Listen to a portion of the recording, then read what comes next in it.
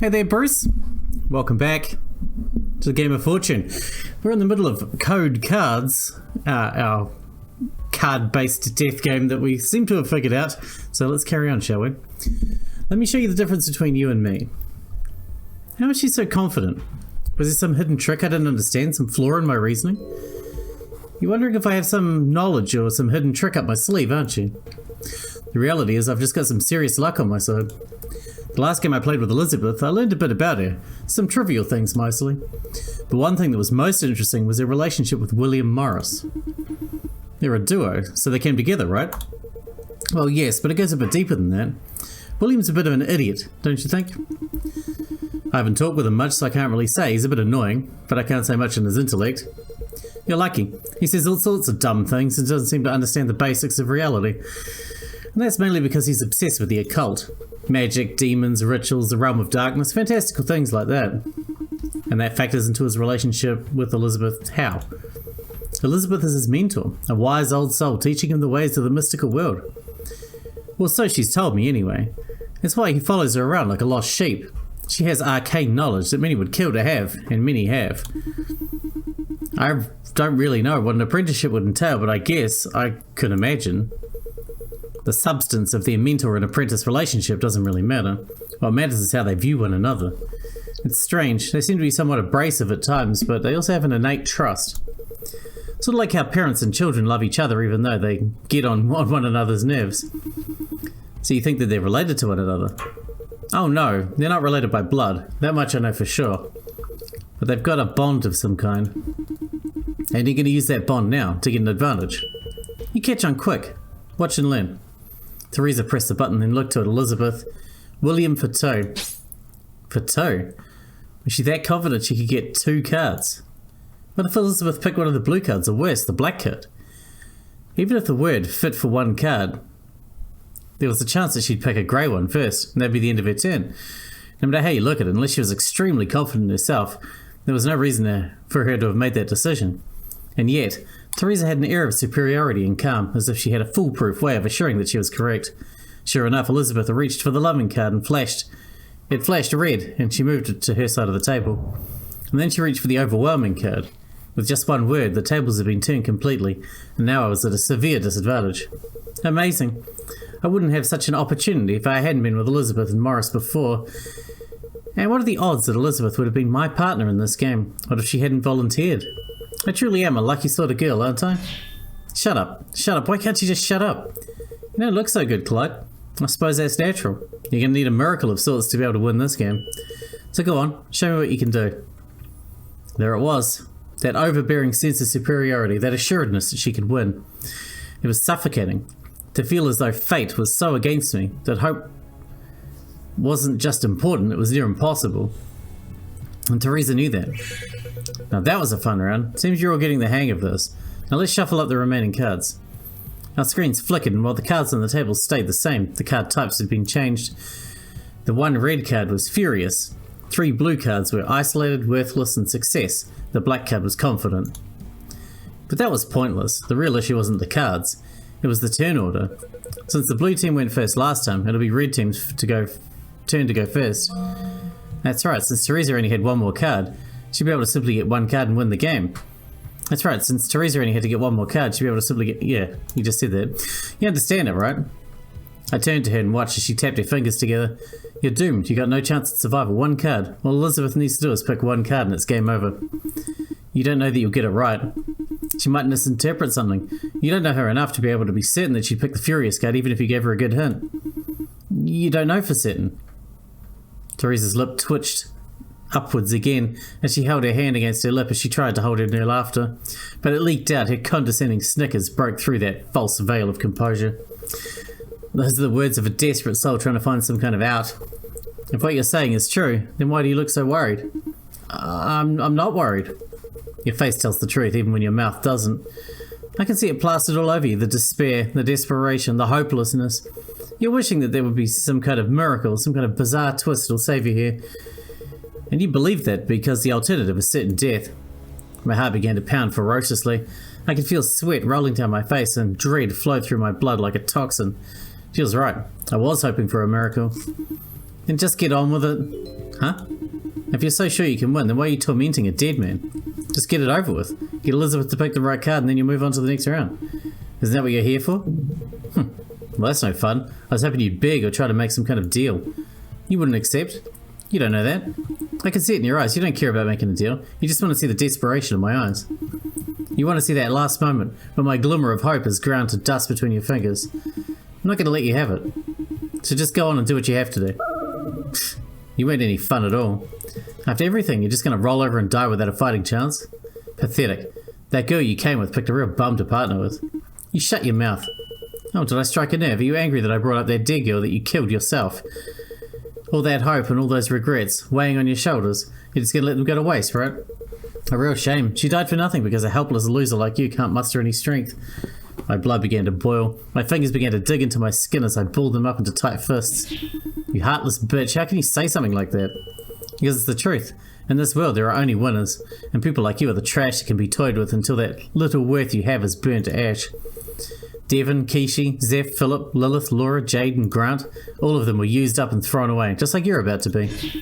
They aren't trash, you're the only subhuman thing here, thinking that people can just be used up and thrown away. You can call me whatever you want, but I'm still alive. Everyone else is dead, but you know what? I'm not. I'm not a killer like you are. What? Every game I've been in has had everyone survive. That's just because you chose the last door in the first round. And the second round, I went in the first door and no one died in there. In fact, I went out of my way to ensure that people didn't die. But you, well, if I recall correctly, you got 3 people killed, didn't you? I didn't kill anyone. Oh, then how did they die? Some horrible accident that you didn't get involved in. Some horrible trick that Belle played on you and outwitted. That you outwitted, but you left the others to die. I can see it in your eyes, Clyde. You have regrets and pain welling up deep in your soul. You regret killing them. Wait, that's not quite right. You regret killing Devon, don't you? My world began to spin, my memory flashing back to the moment where it all happened. That cursed room, that cursed game. See, I might be a lot of things, but I never go out of my way to kill my best friend. I'm not that heartless. It wasn't a choice between my own and my best friend. You're just a heartless bastard. What did you say? My anger began to surface again as I stood up from my seat and towered over her. You put on a face of regret and sadness, but you're happy to be alive. I'm sure you do feel bad about it somewhere deep down. But you know what? You do it again, and again, and again if you were given the chance, right? Take it back. In the end, you're just a selfish man who's looking out for himself. Devon was doomed to die from the start. Take it back. That's how you've always been, hasn't it? You're just looking out for yourself and don't care about anyone else. Devon put all her faith in you and you ground it into dust before her very eyes. I said take it back. I felt my arm raise up, my emotions overtaking my thoughts. I just wanted to hit her shut up. I wanted to stop talking. In that moment, the only thought that kept... We can't hit her. Belle will probably kill us. Hesitate. I froze, my body pausing for just a moment, like someone was pulling me by the shoulder. But the anger was slowly pulling back at me, making me glare back at Teresa, who had an shit-eating grin plastered across her face. My arm reeled back. This should shut her up for good. As I pulled my arm back, I saw movement in the corner of my eye. When I turned, I saw Richard pounding against the glass, his mouth jabbering something I couldn't hear. I gripped my teeth. I could tell he was trying to calm me down, but I didn't care. I needed him to shut up. I needed them all to shut up, especially Teresa. I could barely think with everything that she was saying. It was just so hard to focus. I was so angry. Huh? Wait, angry? The word echoed in my head over and over again. She's trying to make me angry. She's trying to make me hit her. But why would she do that? She has nothing to gain from me hitting her or getting angry. Unless there is. She wants me to get angry because... that's it. I looked back at the glass and saw both Richard and Elizabeth watching me intently. Perfect. I turned back to Teresa, who seemed slightly annoyed that I hadn't just socked her in the face. But I was about to turn the tables on her. I walked up to her and raised both my arms up and pulled her into a hug. Huh? Hey, what the hell are you doing? You. This is how you react when someone insults you? I laughed and then pulled away from her. For once, I was able to see a look of frustration and annoyance on her face. You almost got me. You didn't really know a way to get Elizabeth to pick the Furious card, do you? So you tried to get me to make a scene that would paint a picture of that emotion. Teresa stuck out her tongue and began to tap her finger on the table. If you knew that much from the start, then you should have just sat down and not gotten my hopes up. Well, it almost worked. Just a little hesitation on my part. Well, you shouldn't hit a lady. I hope someone taught you that. I bet you're wishing I hadn't got that advice now. She's no fucking lady. Don't push your luck. There wasn't any luck about it. I felt something holding me back. I don't know what it was, but it distracted me just enough to let my brain figure out what her plot was. Still, even though I was able to not fall for her trap, I needed to figure out some surefire way to win. Teresa, having had her plot fail, pressed her hand onto the button and then looked at Elizabeth. Emotion, for one? Then she pointed to me. Elizabeth looked over toward me for a moment. I tried to keep my poker face going, but I wasn't really sure what kind of emotion I wanted to show. I just didn't want to look angry, however that looked. Elizabeth calmly looked over the cards and then picked up the embarrassed card. Did I really look embarrassed?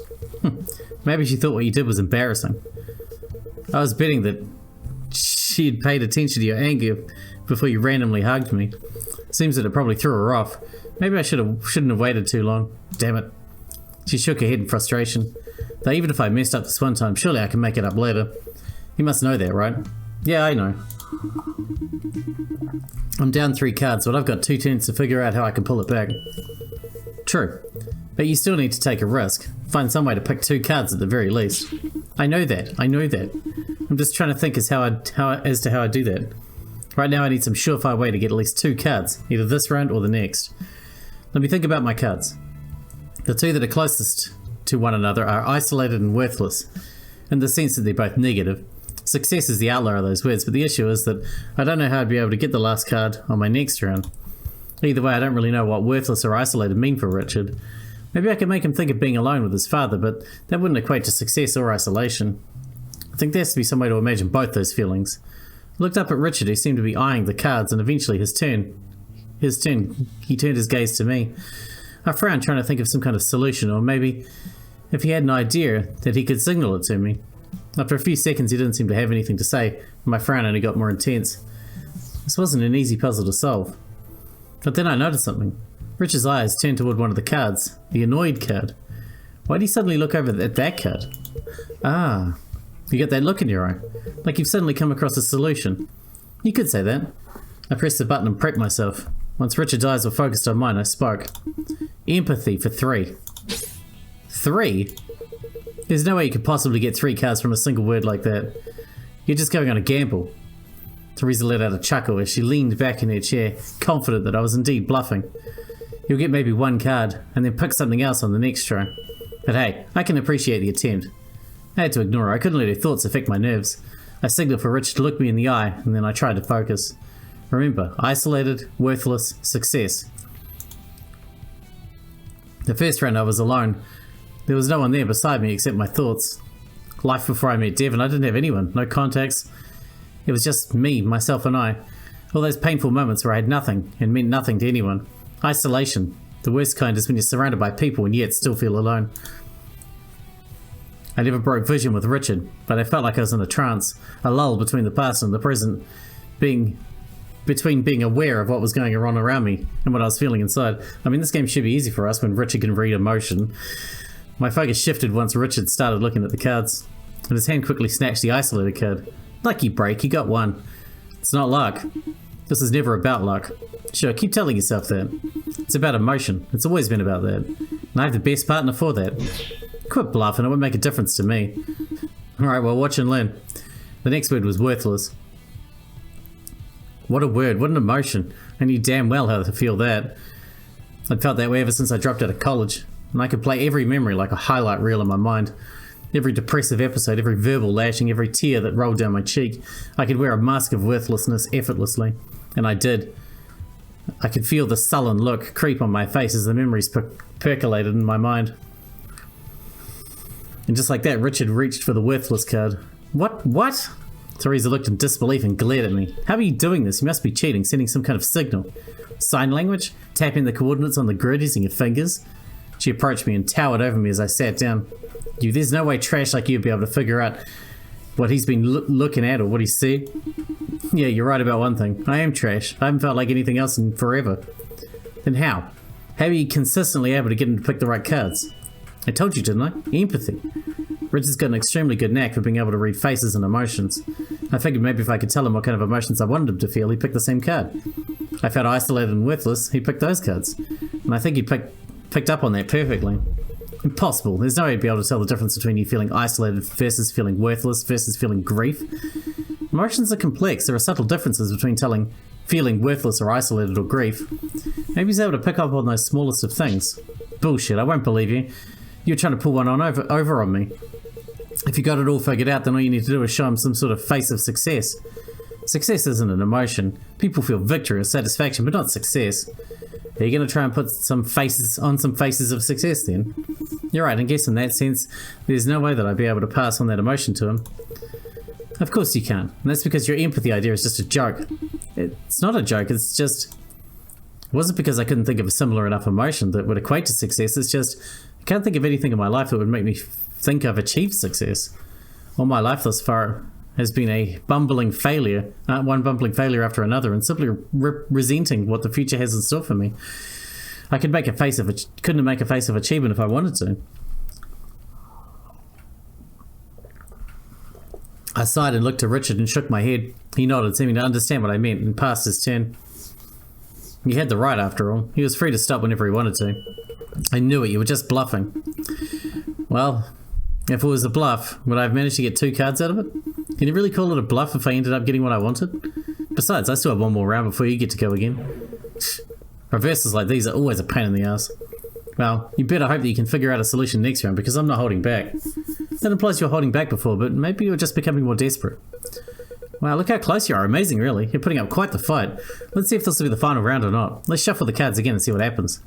Our screens flickered once again. The remaining cards stayed the same, but the colours were altered ever so slightly. Now there were only 3 cards that mattered. The red card was successful, the blue card was confident, and the black card was hopeful. Like last time, the team that went last will go first now. Blue team, you get to pick first. Then it will be red. I had an advantage, but I couldn't help but sweat looking over all the eligible cards. Hopeful, confident, and successful were all positive associated emotions. If I made one wrong move, Richard and I would be dead meat. I couldn't just pick something that sounded positive. That would put us at a 33.3% chance of survival. And even if Richard somehow picked an irrelevant card, Teresa might use my positive hint to secure her own. I could try the empathy route again, but could I muster up enough confidence to ensure Richard was the card we needed to pick? Maybe instead I ought to try and think about what Richard was confident about, or maybe some way to get Richard to think of confidence. Or I could throw my turn and hope that Teresa makes a blunder herself, but can I really risk it like that? There surely had to be some surefire way that I could get Richard to pick the right card. You look like you're agonizing over there. The 3 cards really do seem pretty similar in a way, so I understand why you'd be hesitant to say anything. I can't hesitate. The more I think, the less chance I'll have at winning. I see a spark of desperation in your eyes again. Do you have some crazy plot up your sleeve? My word is confidence, right? Whether my idea is crazy or simple, all I have to do is show confidence. Then I'm sure that Richard will understand. You think it's so easy to puff out your chest and make it clear, huh? Well, go ahead, I won't stop you from your wild attempt at success. Maybe you'll earn my respect with your dying words. She could talk all she wanted to, but I knew what I needed to do. I couldn't leave room for doubts. Before, Richard had to do all the hard work of reading my emotions, but this time I'll lend him my strength. I'll leave no room for doubt. I'd edge my thoughts, soul and heart into his, and make him hear them loud and clear. First would be my means of getting Richard to pick the right card. I suppose I should figure out what confidence means to him, right? If I just figure out what confidence means to Richard, then I can make him pick the right card. Think, what about Richard screams confidence? What is he sure of himself about? Art? I tried to think about the obvious answer, and the only things that came to mind were his painting skills and his ability to better understand people. So I should pick one of those. And out of those 2, I'm sure Richard is more confident in his painting skills? That's his thing, right? I don't know. Surely Richard was confident in his painting skills. I pressed the button and looked at Richard with a wide smile. Painter for one.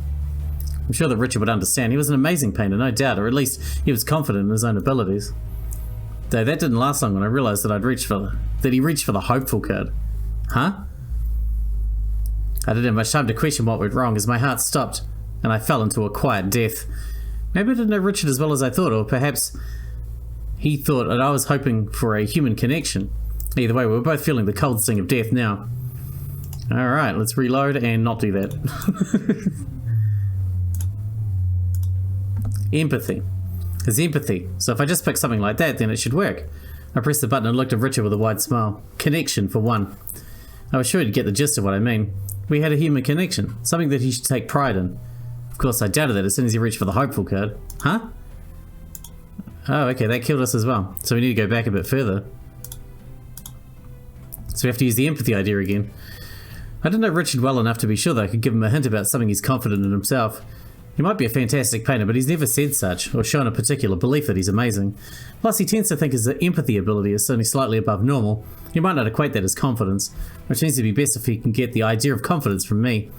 Right, so I just have to show him how confident I can be.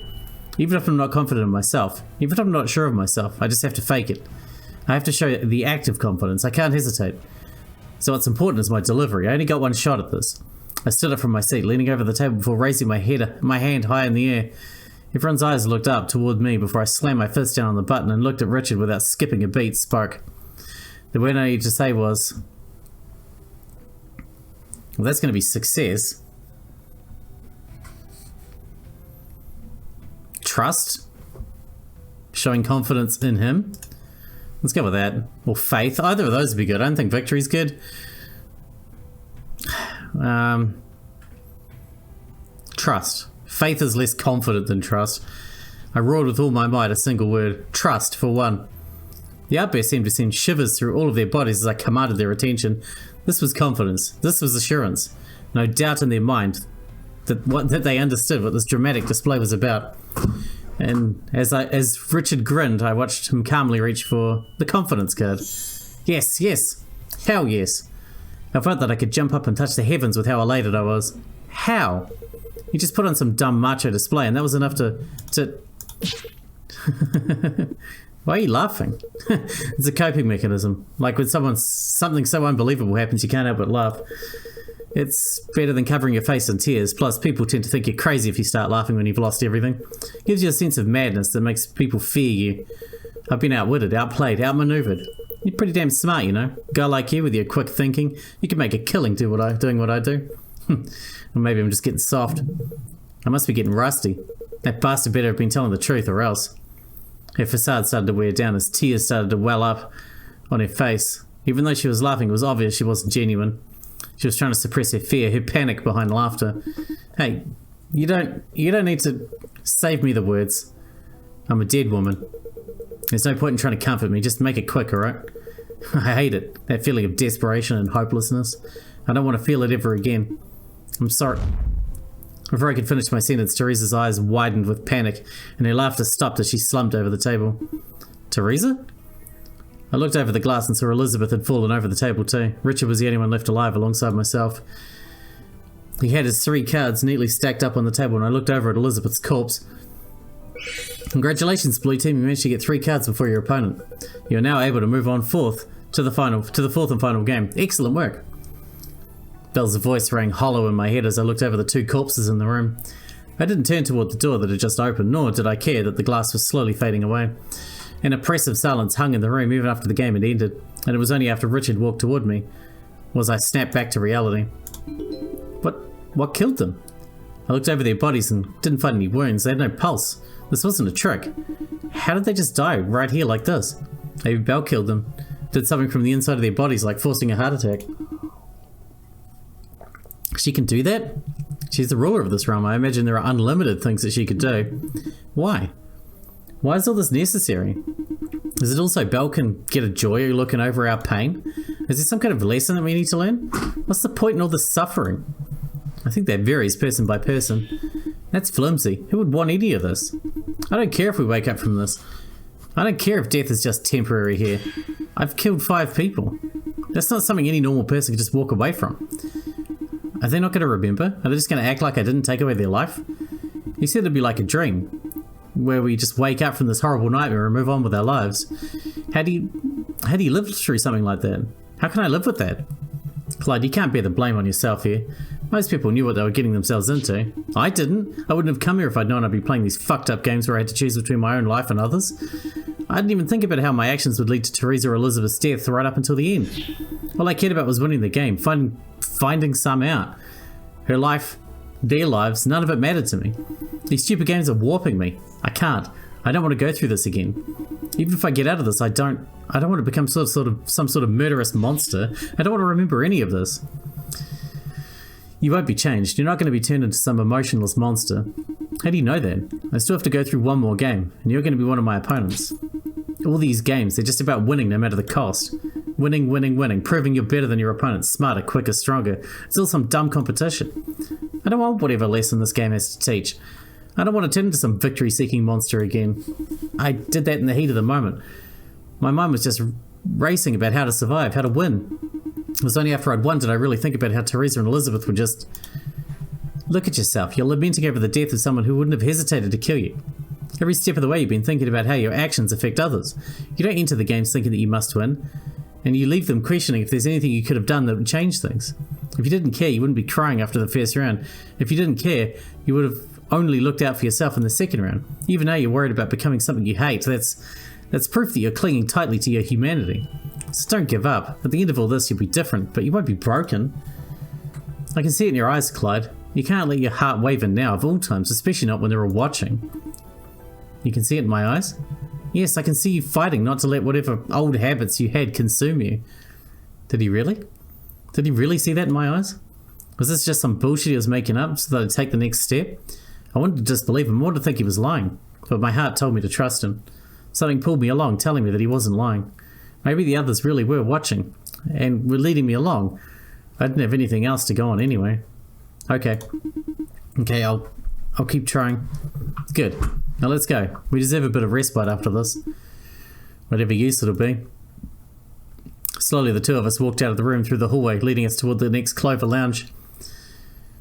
It was the same and yet so different. Bigger, grander and emptier. Or maybe it just felt that way because we knew that there'd be less people. Was this Belle's way of taunting us? We were closer to the end of our game. Our reward was just one door away. But who would we share it with? Our joys and relief? I didn't know. I just collapsed on the couch and looked up at the ceiling. Richard followed suit and we both let out a heavy sigh and closed our eyes for a moment of respite. Clyde, I don't know if you're in the mood, but may I ask you a question? Sure, but I can't guarantee you'll get an answer. That's fair. Anyway, are you... how do I ask this? Richard hummed to himself before finally getting to his question. Are you suffering from depression? That's what you were mulling over for so long? I didn't want to seem insensitive. I mean, what we're going through right now could really affect our mood. You might not have been depressed before, but you might be now, or maybe you have some lingering feelings. Maybe some lingering feelings were heightened because of what's happened so far. I get what you're asking, and I don't know. I've never really been diagnosed, but I don't know if that doesn't mean I don't have it. Maybe I haven't, I've just been pushing it away, thinking that it'll fix itself up with time. I only ask because when I look in your eyes, I just saw deep sorrow and pain that I didn't expect. Of course, I'm not going to assume anything drastic, like if you have depression just by looking into your eyes. I thought you had super empathy. No man can truly know what another person feels. Even the empathy we feel for one another is our interpretation and perceptions of what we think someone else feels. I might be more aware and better at noticing emotions, but that doesn't mean I instantly know about what other people are truly feeling. It sounds like it'd be more of a burden, honestly. Sometimes it is. I'll say this much, though. I felt lost for a long time. Just like I'm alive, but I'm not living. Just going through the motions day in, day out. Has it always been that way for you? Not always, but it wasn't much better, to be honest. I never really had a lot of aspirations, I guess. No real desire or idea as to what I wanted to do in life. It's nothing special. Lots of people are like that, I bet. We go through school being told that if we do well, we pick a college and then we'll get a job, and from there we get a good life. I was never really sure what I wanted to do, though. I studied, I did my work, but I never found a passion, I guess. Math, science, writing, history, technology, none of it was really interesting to me. So I just sort of went through the motions. It sounds to me like you didn't have any real direction for what you wanted to do, or anything that you were passionate about. The truth is, there was one thing I liked. Competition. Competition? Games. It's simple, really. Everyone loves games. Just silly competitions most of the time, where you follow some rules and you compete with your friends. Sometimes you cooperate too. But I've just always loved them.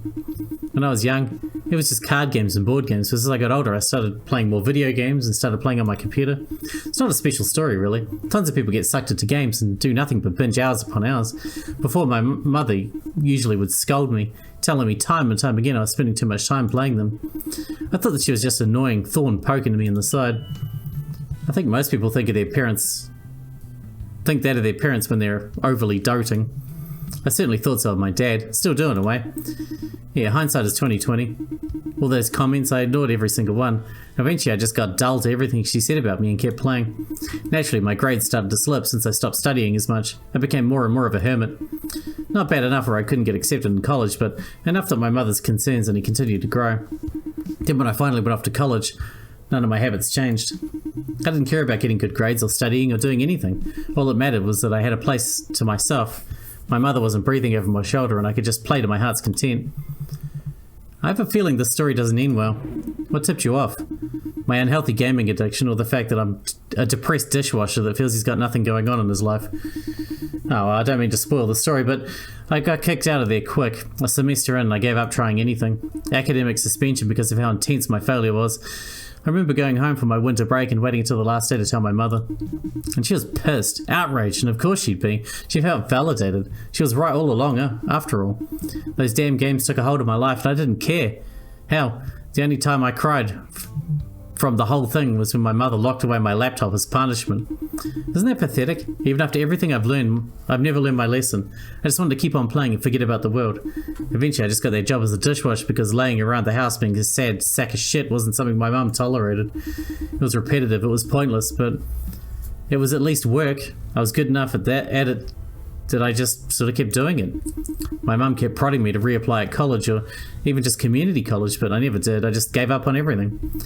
The days sort of blurred together. I couldn't even stand to look at my mother again. I just felt like a failure in every sense of the word. I didn't want to do anything. I didn't want to try anything. I just felt that everything was over. Clyde, you can't possibly think of yourself as a failure for hitting one obstacle like that in life. I wish I could tell myself that and believe it. I really wish I could. I just haven't felt good about myself in a long time. And sometimes I feel like I deserve it. Ugh. Times like these make me wish I actually took these therapy lessons. Like, I can't instantly make you feel better or anything, but you've got a lot of life to live. Maybe things didn't go as they planned, but maybe you hit a series of road bumps and maybe need some professional help to work out your issues. But it's not over. You've got plenty of time to change, to improve. And you've shown time and time again that when you put your mind to do something, you can do it. At the very least, psych yourself up for the next game. You have to try your hardest. You can't believe that now is like those other times when you're destined to fail. Why are you trying to hype me up right now? The next game, only one of us could win it. You could just leave me depressed and take advantage of it. And why would I do that? Just so I could be sure to get the win in the next game? Yeah? Well, to me, winning the game isn't really that important. It's not? Then why are you here? Why are you doing all of this? I'm not saying it's not important. I do want to win. I have a wish I won, granted, but all in all, it's not a wish worth breaking someone down over. Honestly, if I can, I'd like to help you out after all this. I told you before, right? Even if we die, it's not the end. We'll wake up. Maybe these stressful situations force us to open up about ourselves. Maybe it's so we can connect to one another. Connection to one another and then kill each other in games? Sounds kind of stupid, to be honest. Maybe. I could be wrong. After all, I'm not Belle. I don't know why she does the things the way she does. I only know what my father told me, and he's never led me astray. I suppose there's no harm in hoping. If we do manage to get out of this in the end, then maybe I can try and do something different and get better. That's the winning attitude to have. The winning attitude, huh? Before we can continue our conversation, I heard footsteps coming in from the last door. Ah, the others. Richard and I stood up as we approached the door to look to see who was walking through. And with that, we're going to wrap this one up here because we're out of time for today. Code Cards is done and we are on to our last game. It'll be us and Richard and two others that we're not sure of at this stage, but it should be interesting. Maria and Alphonse, I bet. Who knows? Anyway, thanks for watching, Bryce, and I'll see you in the next one.